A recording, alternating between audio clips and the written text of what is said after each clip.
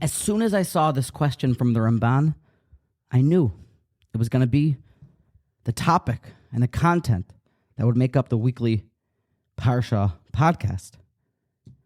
And it was followed by my mind drifting off into the distant past and relishing an old memory that this question brought back.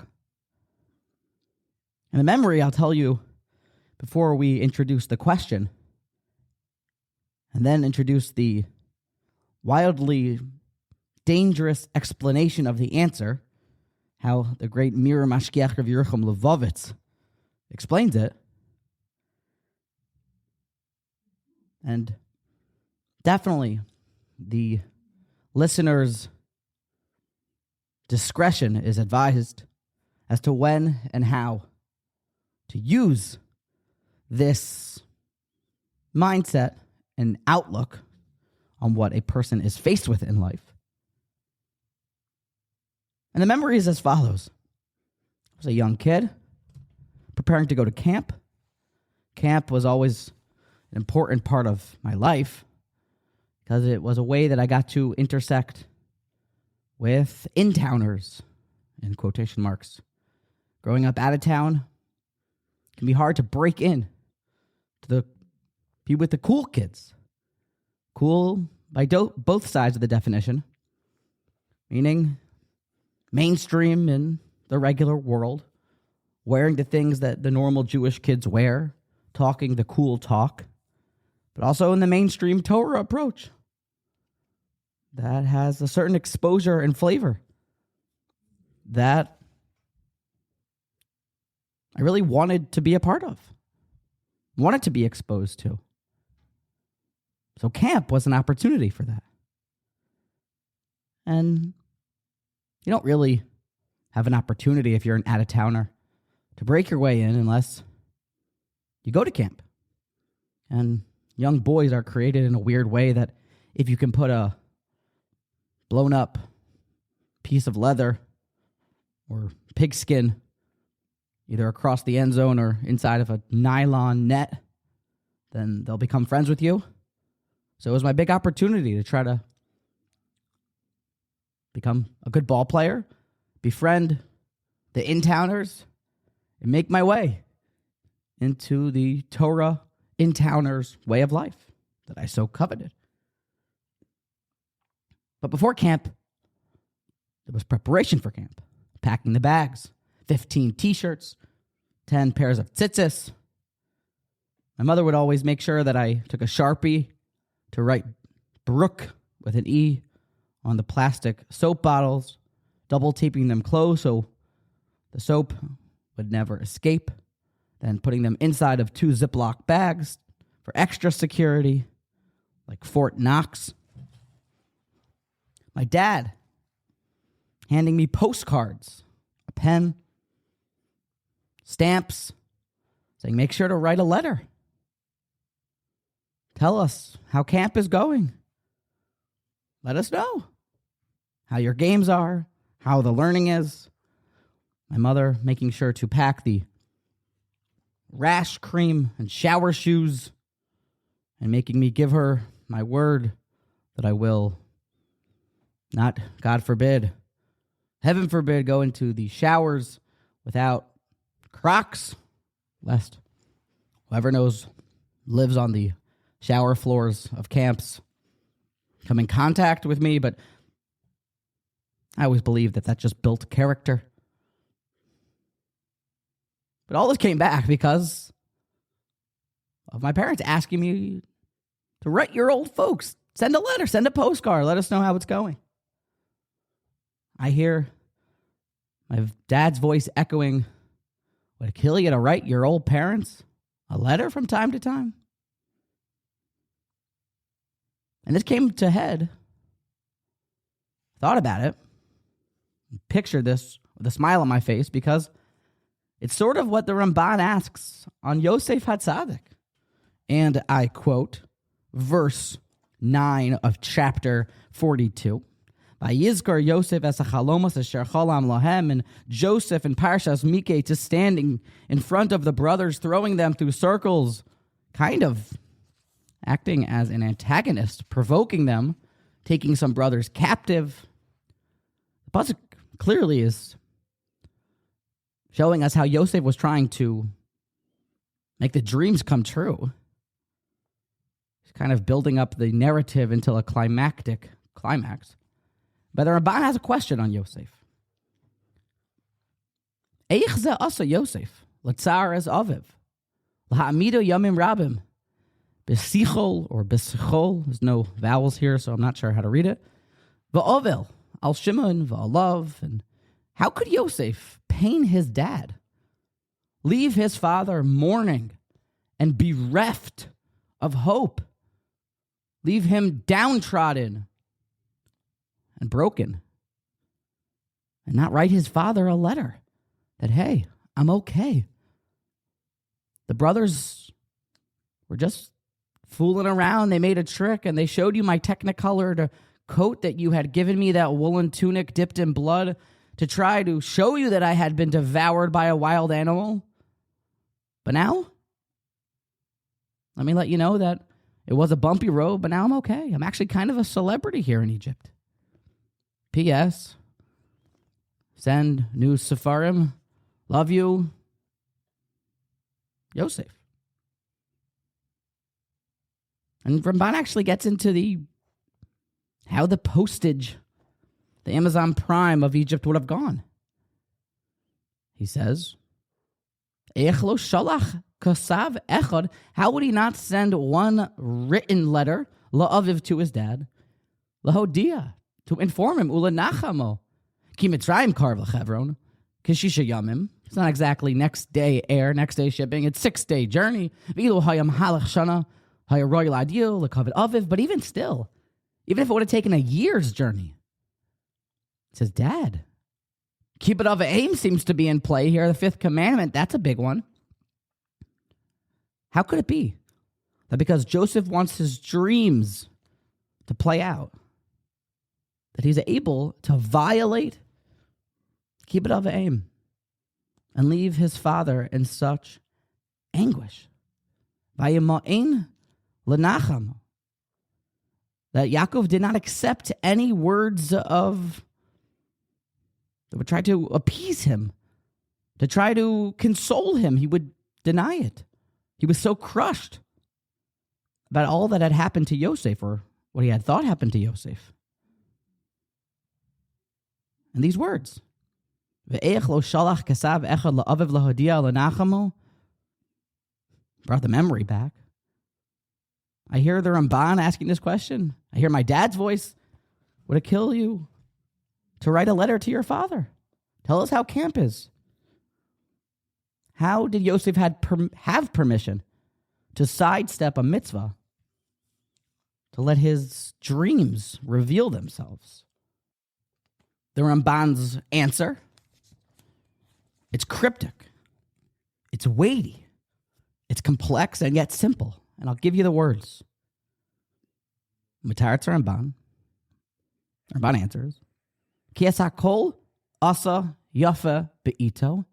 Everything has its proper and assigned time. L'kayim hachalomos, to make the dreams established, to make them a reality. For Yosef knew, ki yada sheyaskaimu be'emes. He knew that they were going to be fulfilled in truth. Very terse. But everything has its proper time, and the dreams needed in Yosef's mind to be brought to fruition, to be made a reality. And he couldn't tell his father because it would mess up the destiny and prophecy of what needed to happen for the unfolding of Jewish history. Es hakol asa yafa be'ito. Writing a letter would ruin the whole plan. But it seems that the question still stands. Nobody has permission to fulfill their destiny if it's a direct violation of the Torah. Where do we ever find that you're allowed to violate the fifth commandment because you want to see the dreams come about? You believe that it's your destiny and you are chasing down your dreams. It doesn't work like that. You leave your dad broken? How's it possible? And you don't think that Hashem maybe had or could have orchestrated a different plan that would have either been with a different dream? Yosef could have had a different dream. Or maybe the Yeshua for the Jewish people could be had without needing this dream of the brothers and the fathers and their father to come down to Egypt. So how did Yosef have permission to do this? So maybe you'll say, well, Brooke, the Gemara says in Sanhedrin on page 89a that anyone who has a nevuah and he goes against it, he doesn't listen to the prophecy, says, thank you, Hashem, for the message, but no, I'm not going to travel to Canaan now. I'm just going to stay put here in Lakewood. You're chayiv misa, liable to the death penalty. And you'll marry that idea, coupling it with the Kuzari's logic and explanation that, in fact, all dreams have a certain level of prophecy to them. They're messages from Hashem. So maybe this is actually a form of prophecy. The dream wasn't a regular dream. So Yosef could not violate these dreams, lest he be liable to the death penalty. So he couldn't send his father a letter. This answer kind of still feels like a patchwork answer and makes us feel like we kind of want more. Needs a bit more explanation, a better plan. And the real issue with the answer, this understanding of it, is that it's only if you go against a dream. But this would not be going against a dream, denying it. This is just to go and to get up and go fulfill the dream. We never find that the death penalty is if somebody doesn't go and chase down his destiny. It's only if you are told directly that you need to go left and you decide to go right. This wasn't that. This was just a showing of an event. We don't have a chiyuv on the words of dreams to go out and get them done. Do we also know that Yosef was clear that this was prophecy? Are all dreams prophecy? Be it as it may, all this is to get to a yesod gadol that is glaring inside the words of the Ramban. Rabbi Yeruchom explains that this is what he means, and he gives us a controversial, powerful, and helpful idea. And again, the listener's discretion is advised. You have to know when to apply this. But the yesod is like this. We all know that the world was created. Bereshis bara Elokim, and then the man was introduced, the human being, into the world. We were given the Torah, and now it's our job to keep the Torah. Vayikra Rabbah, the Medrash tells us that derech eretz is kadma Torah. That the way of the world, I believe it's a Mishnah in Avos also, comes before the Torah, meaning derech eretz, gravity, Newton's laws of motion, the fact that oceans flow, everything. It's all the way of the world. And now, the way I understand it, it's kind of the playing field for Torah. And when the human being was introduced to us, that Hashem created Adam, Adam was given Seychel. He was given intellect, a top-notch level of intelligence, common sense, we'll call it, wits, Seychel. And normally we think of Seychel as it's given to us to kind of do what we want with it. It is our bechira after all. But the truth is that at the very beginning, when a person is born, his Seychel is also in perfect unison. It aligns with the world and Hashem's ratzon. God created humans straight. And the Seychel, your intellect, perfect. And as a person will just mature, his Seychel will naturally, it knows, the human does, how to use the restroom without being told. The Seychel is wired, pre-wired, hardwired. Like when you originally get a phone that comes with already something downloaded on it, it's the very hardwire and software of the phone before you even change any of the settings. The human being, its intellect, knows what to do at the basic level, like a river knows to flow. And when Seychel is mechayev something, you're mamish mechuyev ala davar. You must do it. Not because you're deciding to do it. Because it's the same reason that we stay on planet Earth because of gravity. It's a law of the universe. The discipline and the obedience to one's Seychel, to the order of reason, to thinking objectively,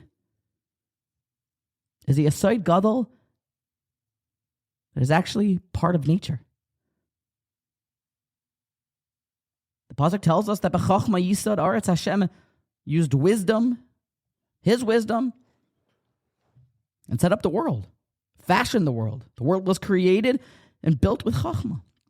Uvitzvuna kainan shamayim, the Torah, and Seychel, and the Bria.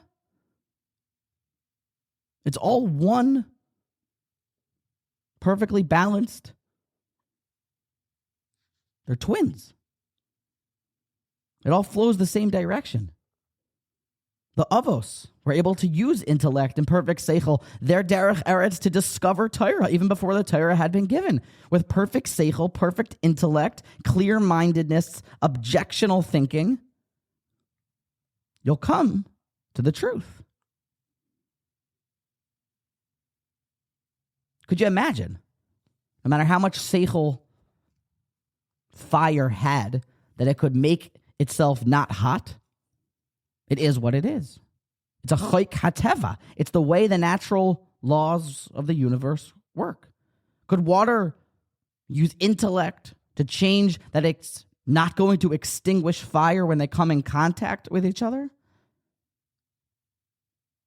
The same way, when somebody understands something with Seychel, put food in mouth, you can't use Seychel to do something else. It is the tzaitzonus, litzav ha-Seychel, the order of reason. It is our common sense. And common sense is a law of the universe. The Chovos HaLevovitz goes into detail about this in Shar Avodas Elokim, about how the many calculations that will show you your ha'aras ha-Seychel and the different 7 faces of your Seychel and how it relates to Torah. And even if we didn't have the Torah, you'd still, says the Gemara in Eruvin, Kuf Amud Beis, be able to learn mitos from the world. Because the world, Torah, it's baked in with derech eretz. And it's even at a spot that you can discover things before the Torah. You could see an ant that they don't steal.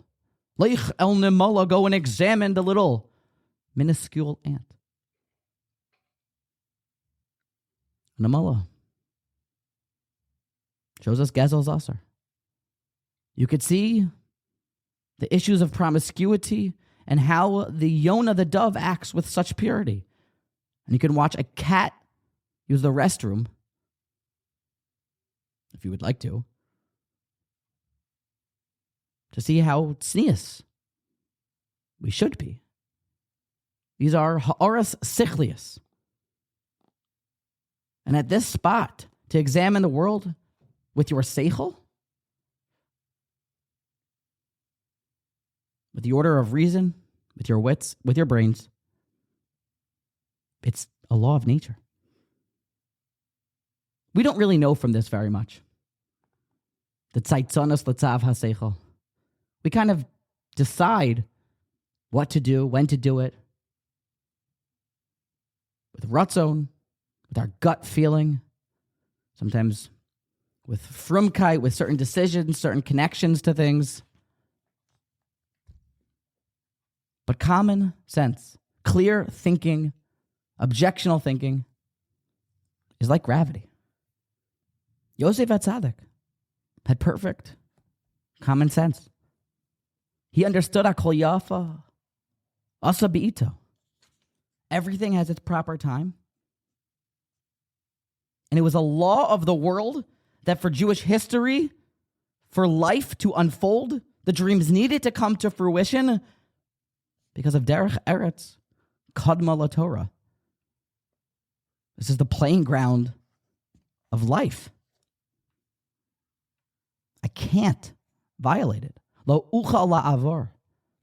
And the scary chiddush is that this spot of Derech Eretz comes even before leaving his father in pain and anguish.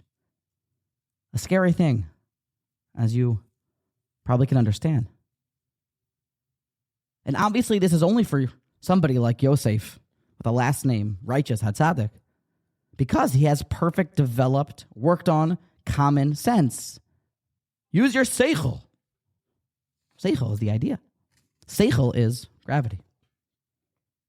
And it is wildly dangerous, and we probably should never rely on this idea, because our minds are kind of like a compound mixture, kind of like an Erev Rav, where we have Torah ideas, some more open-minded ideas, some things, some thoughts, some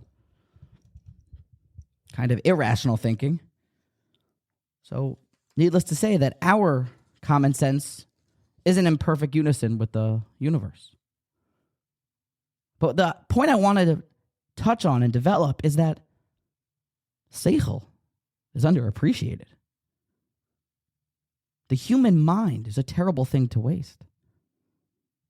The human mind seems to be something that could even live at a spot of Derech Eretz. And how the art of Musar and Rabbi Yeruchom would constantly encourage, go for walks, develop your Seychel. Truly, when you think about it, but the biggest Torah scholars are our ultimate Gedolim. They are the most in line with Torah. You may wonder, why is it, though, that they are haggling and barking back and forth about when somebody's cow gored someone else's cow, a certain case study about a car crash doesn't seem practical. But Rava tells us in Masechta Brachas that Agra, the Pirka, Svara, the main reward one gets from his Torah learning, from the case study, is the logic, the critical thinking skills. The sharpening of your seichel, of your mind, of your wits, of your brains, of your intellect, to become one that is a shtik, chevtza, an entity of derech eretz, of Torah. You start to see the world differently when you study cases about cows and sheep and all the different halachos, and you're able to extract ideas and apply them other places in life. I further hear my father in my head again. And it makes so much sense to me how he would not yell, but encourage me softly. Speak quietly and carry a big stick. Get off the idiot box. Why are you rotting your brains playing video games? To watch television, is there a prohibition? If there is no immorality there or some vulgar language, maybe not. But to melt your mind, to give up or destroy, God forbid, the most powerful force that you have, your mind, for this, to turn your head to mush, our seichel is everything. And we should strive to develop our Seychel more, to think about things. The mark of an educated mind, I once heard from a scholar, is when one has the ability to see something, examine it, and then pull your mind out and examine it from the other side and see and weigh, compare, contrast, use your Seychel. So much of the Yetzer Hara's introductions in this generation of his distractions to get us off the path of good is just to numb the Seychel. It all has the same underpinning. Whether it's technology, just numb the Seychel. Don't think, keep scrolling. Whether it be something like drugs or alcohol that distracts a person, it all numbs the Seychel. And without Seychel, perhaps we've lost it all. The Ramban tells us, Hakol asa yafa be'ito. Yosef knew that these dreams had to come to fruition, and it was derech eretz kadma l'Torah, and therefore, his Seychel was mechayev him. It obligated him to do this. The takeaway for us is to keep developing Seychel, to keep learning how to think, educating ourselves, learning the Torah, so that we can establish constitutional thinking processes in our lives. That no matter what else is introduced into our lives, we have our Seychel. The great ones are always thinking, deep in thought about something, but thinking. Some of the mirrors describe how they had a practice they wouldn't go in cars, wouldn't drive. Sounds kind of hard to understand now, but back then it was basically the introduction for a sheltered person who was pure and pristine. The only way for him to get out there and see the world and really become exposed to some of the horrors of society would have been an automobile.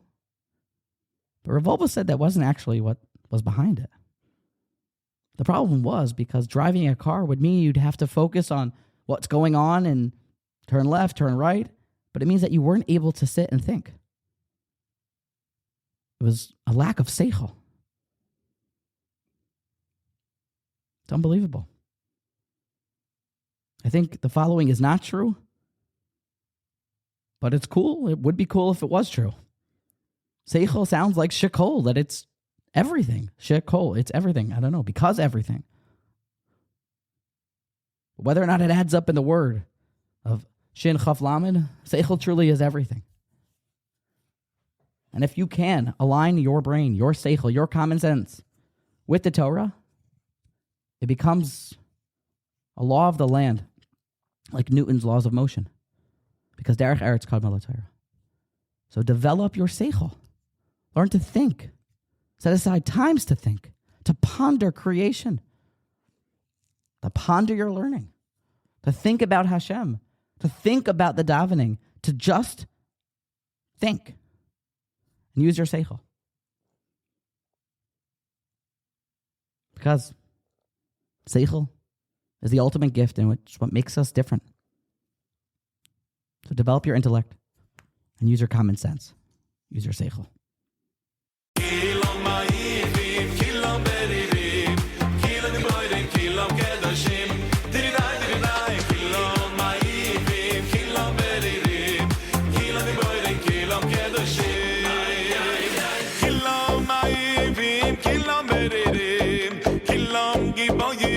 Kilam kedoshim